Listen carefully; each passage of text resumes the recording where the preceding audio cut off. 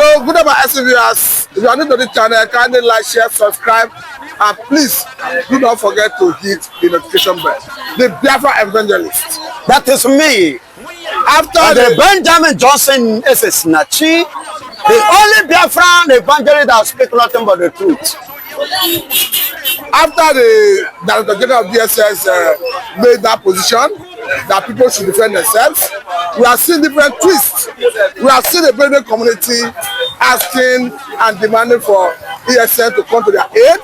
And apart from that, we have seen a Taraba monarch giving Fulani quick notice, 30 days ultimatum to vacate their communities. And we are seeing the governor of Plateau State talking about genocidal Fulani invasion in Boko and Vasa local government areas of the state. This is a very serious issue and very important. Now listen and listen. Good morning, good afternoon, good evening, and good night, wherever you're watching us from. Evangelist is here again. I'm here to air my point.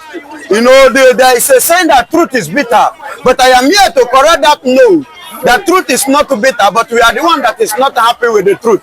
When Master Nnamdi Kanu foresee or he foresaw what shall befall Nigeria and what shall befall Nigerians and what shall befall many people in the country zoo territory of terrorism kingdom, and they say Master Nnamdi Kanu is speaking out of sense. So let us look at this quick notice given to Fulani by a Taraba monarch. Excuse me, don't cut me off, Mr. Anchor, Mr. Matthew. I am going somewhere because I like to speak from the angle, the foundation of which something started, which many Nigerians did not concur, and now they are concurring because they are witnessing their sin. You know, it is not too good to wait and witness or see before you believe. It is better you believe before you see. And let me tell you, don't allow somebody use what happened to somebody to learn. Don't wait for something to happen to you before you learn. Now, the monarch in Taraba State has given an ultimatum of 30 good days. He gave it to the Fulanis that they should do what? Find their way out of Taraba State, or else he said, I quote unquote, he said that he's going to match them one-on-one. If they refuse to do what? To pack their bags and their baggages and disappear and vamoose. What I mean, vamoose. If they refuse to vamoose, he will match them one-on-one. That is what he said. You look at the statement that came from the Director General of DSS is already yielding fruit, talking about people should defend themselves. Of course.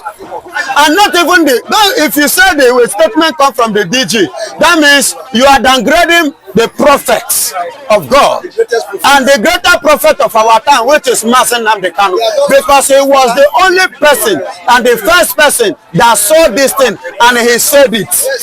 And that was what made Nigeria to rise against him, of which up to today is in DSS custody. Are you hearing me? So let me tell you, as I speak to you now, joy is there that the rejected stone has become the chief cornerstone. The ESN, Eastern Security Network, the people not recognized by Nigerian government, not recognized by the Nigerian uniform men, are being recognized by the Nigerian people. Now let me bring this angle, because even in the past, we have seen an Akari Ododu who challenged federal government under Muhammadu Buhari that if civilian JTF could be allowed to bear arms, why can you not allow amateur to bear arms? Talking about security arrangement, private security arrangement as a panacea for this problem. Yes, because there are co-heads and the herdsmen I know doesn't handle gun because you can't use one gun to control cows. You use stick to control cow. How come you begin to handle gun? Are you going to shoot cow and the cow will keep living and moving?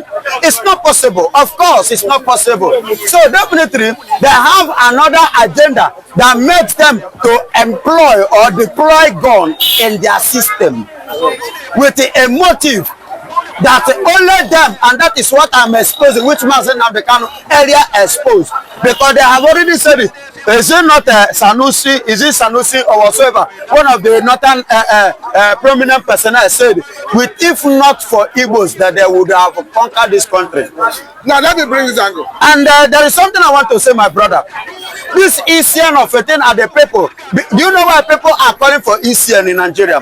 Every like a Benue now, they are clapping and crying and calling on ECN. Do you know why? I will give you reason.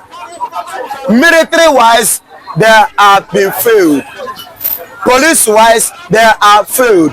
Every other security network has failed them. It's not working for them. Rather, it's worsening for them. And the only hope, which I believe is their last hope now, they don't have choice again, is to bring the men that they have tested and they are the people to be trusted now. And those men are the ESN. These are the people that have what it takes, the ability, the capability, the strength, and let me tell you, both to the spiritual and the physical angle of it. These are the people that are matched the Fulanis one-on-one, and they do not just match Fulanis, but they conquer Fulanis. And these are the only people that Fulani is only afraid of. Fulani is not afraid of a Nigerian police. They are not afraid of Nigerian military. They are not afraid of Nigerian state security service, SSS. They are not afraid of the DSS. They are not afraid of anything called Nigerian uniform. But the only people that they are afraid of is ESN. And that is why they said, please send out the ESN so that there will be safety. Because if you go to East now, the only state and place that is well secured now, that have their peace, that the people need, and the property and life have been protected, is only in Abia states. Alex Oti invited ESN, hand them over everything, and as I speak to you, that is the only peaceful place. Fulani no fit go there and buy anybody. Now I want to bring this angle because Mufwang, the governor of Plateau State, raised alarm, talking about genocidal Fulani invasion in Boko and Bassa local government areas of the state. Could that be part of the reason we are seeing people rising to give Fulani quick notice? Yes, now that is the reason, because everybody don't tire. Nigeria don't tire for these people. Yoruba go say mele oni won. One kahade. Check the plenty pass us. If every Nigerian should rise, how many be Fulani? All those ones that are buying people, how many are they? Imagine the people, funny enough, the Hausas that even welcome them with their two hands, they embrace them. They don't buy Hausa finish. They don't even respect those ones. They don't have regard to those ones' life.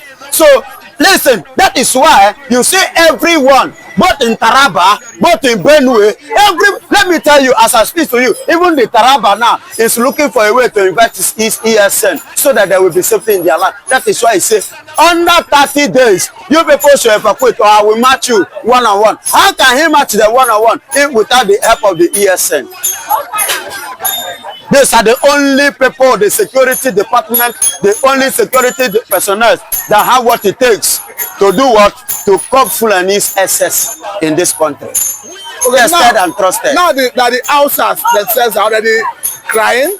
But I've seen a viral video where a Fulani man have claimed that the ones that are not Fulani, that Fulani only use stick to control the cow. That if you see anybody that killed the name of Fulani, that person should be called a terrorist, a bandit, not a Fulani.